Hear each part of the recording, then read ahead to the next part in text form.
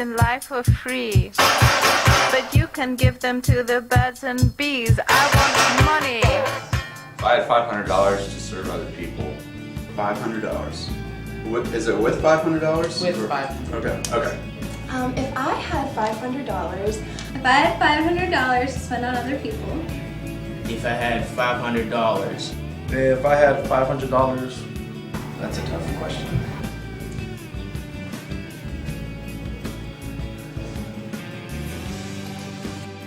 I would donate the money to a homeless shelter. I would choose 5 different less fortunate families and give $100 to each family, along with sharing the gospel of Christ.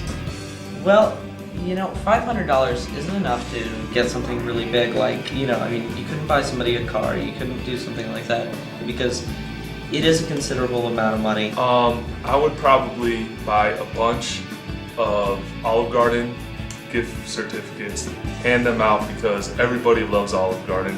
I would buy a well in Africa for a country, I don't know which country, but I'd buy a well so that they could have clean drinking water and try to eliminate some of the diseases they get from the water they drink. Send pencils over to Zimbabwe. The homeless shelter, because homelessness is a big problem and we need to fix it. The wells in Africa, it costs $1,200 to get one well dug for like a village. I would want to collect teddy bears. I walked over here and the cold was hitting me all in the face, was giving money to a homeless shelter. Put it to some type of literacy program, because I think a big problem in our society, people who aren't succeeding, is that they can't read or they don't read at a sufficient level. So I think literacy and solving problems of literacy would help go a long way. Go downtown Canton. I think I would like to do that. Just buy food, clothes. With $500, I would help other communities in need. Say any people, poor people? Give half to the National Cancer Society. And if I had $500, I would give it to the Faith Mission in Columbus, Ohio. With $500, I think that I would find somebody who needed money financially for medical treatment, whether that be something that they couldn't afford or just something that they really needed. What I would do for others for $500. With the $500. With $500. I'm sorry, I'm stating that wrong. Yes. I would probably buy the Scion Bibles and take them to the island of Santa Cruz in the Philippines. Buy some food for homeless people and blankets and coats and long sleeve sweatshirts and socks and gloves and hats and that sort of thing. There's an effort in Africa where people are dying from malaria from mosquitoes, so I think it's like for every $250 that you get, there's a net pot, and that gives them something to sleep under, and it's reducing by 40% the death rate, so I'd probably just donate it to that. Go on, take the money and run. I would buy lots of canned foods and take them to all of those canned food drives that they hold every year. Give the $500 probably to Hammer and Nails, local charity. I would give the whole $500 to my little brother because he's much smarter than me and he would find a much better way of helping people. I will probably help my friend Mo. I would change it into $252 bills and go out on the street corner and hand them out to people saying, "Smile, Jesus loves you." It's called Young Life, and it's a ministry, and they go to camp every year, and $500 is about $30 short of a camp trip. I would give it to Samaritan's Purse. I would give it to SeaWorld to save Shamu and all the whales, the endangered species out there, because I love the wild whales out there. I'd set aside 10% to send in shoe boxes for Operation Christmas Child this coming Christmas. I would give the $500 to the Pittsburgh Project. For me, I would probably say that I would give the $500 either to one person or a couple people that volunteer their time in ministry, that don't get paid for doing their job, but they do it very well, and they do it with a desire and a passion to reach other people.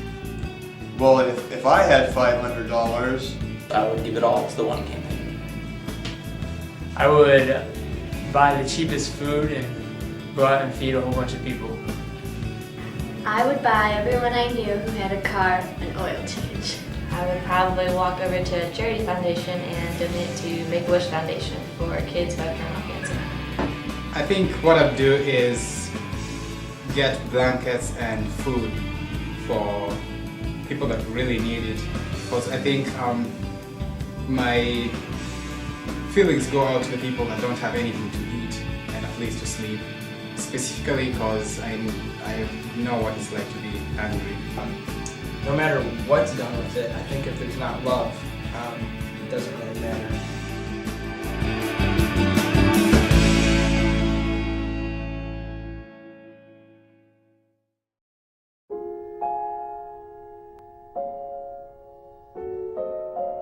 It is February 2nd, 3:45. I'm sitting here working on this very important paper that's due in like half an hour. And I get this knock on the door from Sarah Jobson and Tammy Pribnow. And they come in with this video camera and they hand me $500 cash. I'm shaking right now. And they said that because of my answer for earlier when they surveyed students on what they would do with $500 to help people, because of my answer, apparently I am the one they chose to follow through with what I said. And what I said was I would develop a program for literacy, even if it was small scale, since it was only $500, even if it was just local, like for Canton, because something that I believe in is that literacy can go a long way in helping people succeed in life. A lot of the reason why there's just a vicious cycle of poverty and uneducated people, a lot of that can be fixed with literacy programs. I don't really know what I'm talking about, but I know it's something that I believe in. So I've got guidelines,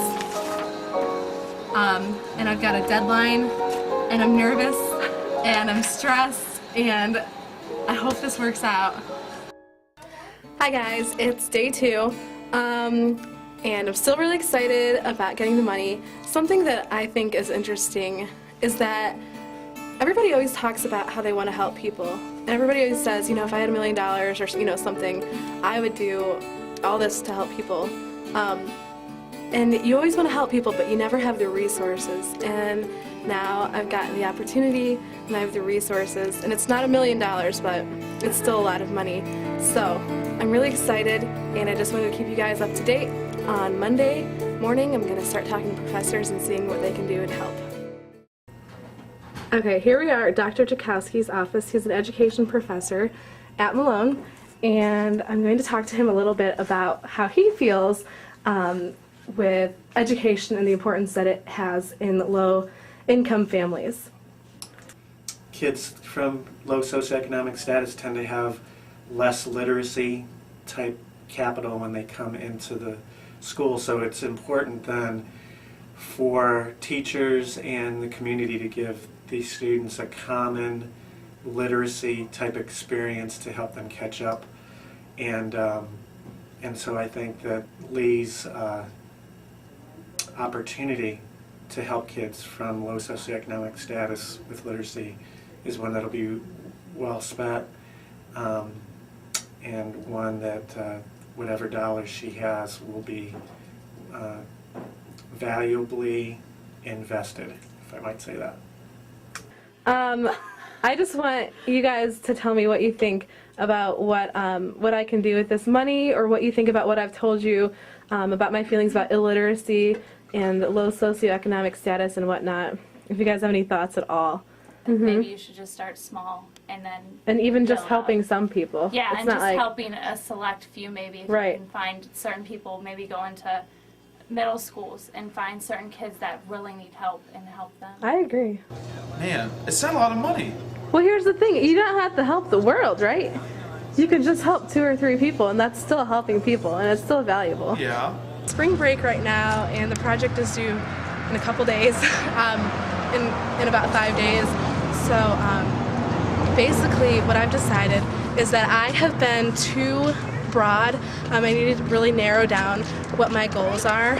And one of the things that instead of just trying to help a lot of people. I can't do that right now. I've got the money, but I don't have people and I don't have time, and those are the two resources that I'm lacking right now.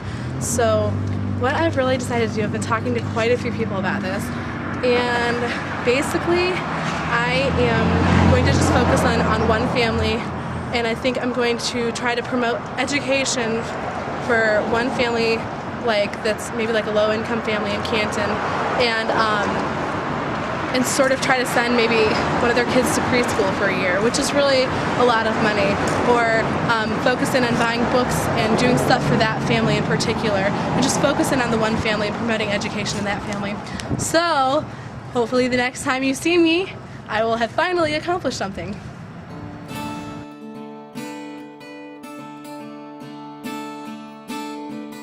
I just looked in the phone book for organizations in Canton that can help me out, and there are so many organizations. I found one, and I don't know if you guys are familiar with it. It's called the Coleman Institution, the J.R. Coleman. I have it on the computer right here, and it says, "I believe we can be the change we wish to see in the world. I believe that everybody can be successful. I believe that everyone has something to contribute," and it goes on, and it's something that Gandhi said, be the change you wish to see in the world. They just called me back. I'm really excited that Coleman Center found a family that they think would really be able to use this money.